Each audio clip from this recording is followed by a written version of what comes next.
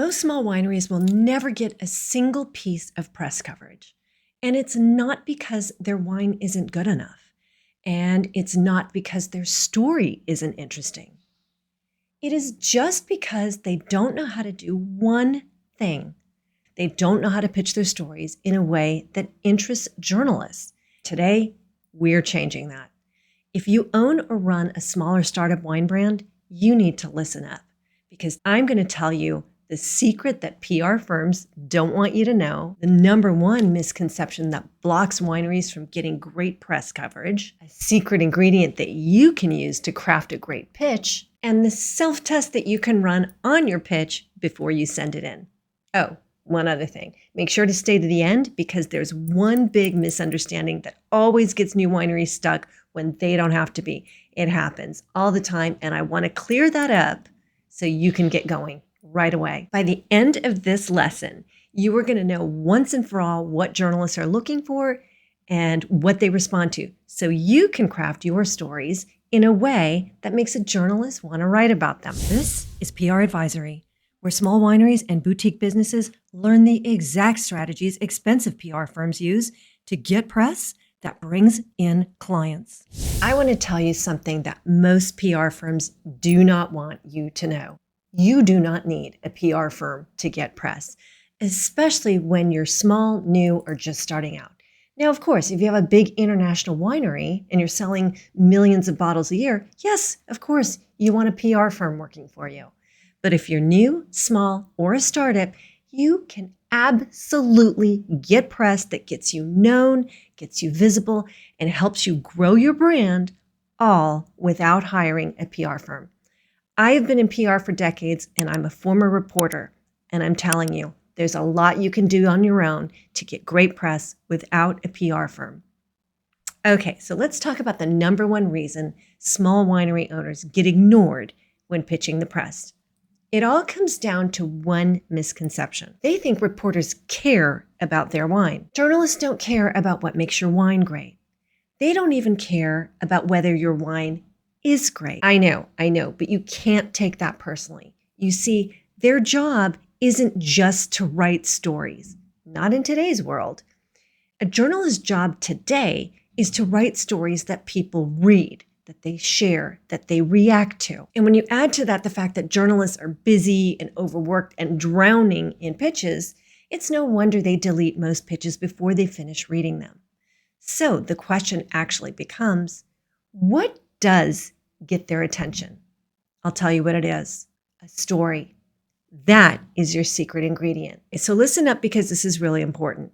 The thing that gets a journalist's attention is a story, not a product. Now, when I say a story, I don't mean you sit them down and say once upon a time. What I'm talking about is simply telling about a real world change. A story is about a specific person or company moving from a defined problem to a meaningful outcome. Okay, I'm going to give you an example. We just released a new Pinot Noir. Now that is not a story. But if you said, we are a third generation family winery that almost went under the pandemic, and this Pinot Noir is the reason we're still here. That is a story. The first one is a product announcement. The second one is a story that captivates readers. Here is a test that you can use. You can apply this to everything you pitch from this point forward. Ask yourself, would someone who doesn't drink wine find this interesting? If the answer is yes, great, you have a story. But if the answer is no, go back to the drawing board. Otherwise, you're going to have a pitch that's going to be deleted probably before it even gets past the first few lines. Now, before I let you go, let's talk about the number one hurdle that gets new wineries stuck so that you can get over it and start getting some great press coverage. New wineries get all excited about pitching and then they think, oh wait, I don't have any interesting stories. Yes, you do.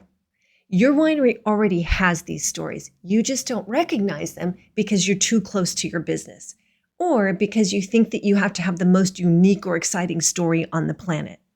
Let me tell you, you don't. You do not have to create the next Harry Potter series, and you don't have to write The Matrix. Just think of your real life challenges, like the first harvest that almost didn't happen, or the pivot to direct to consumer that saved your business. Maybe you're a winemaker who left a corporate career to plant your first vines at 50. Maybe it was a family argument that started the business. Those are stories, real ones, and journalists respond to them because their readers will respond to them. The wineries that get consistent press coverage are not necessarily making the best wine. They are the ones who have learned to look at their own business through a journalist's eyes. They identify stories. They pitch what's human, unexpected, or timely. Now, that is a skill, but the good news is it's very learnable. So get out your pen and start mining for stories. Now, if you're a small winery and you're serious about getting press coverage without writing a $5,000 to $10,000 check to a PR agency every month, subscribe and hit the bell so that you'll know when we drop another lesson. And if you want to go deeper and get personalized guidance specific to your winery, visit winePRadvisory.com. There's one program and it's hands-on and it's built for small wineries who are done waiting around to get noticed. Plus, it is a fraction of what you would pay a PR agency to do it for you. I'll see you in the next lesson.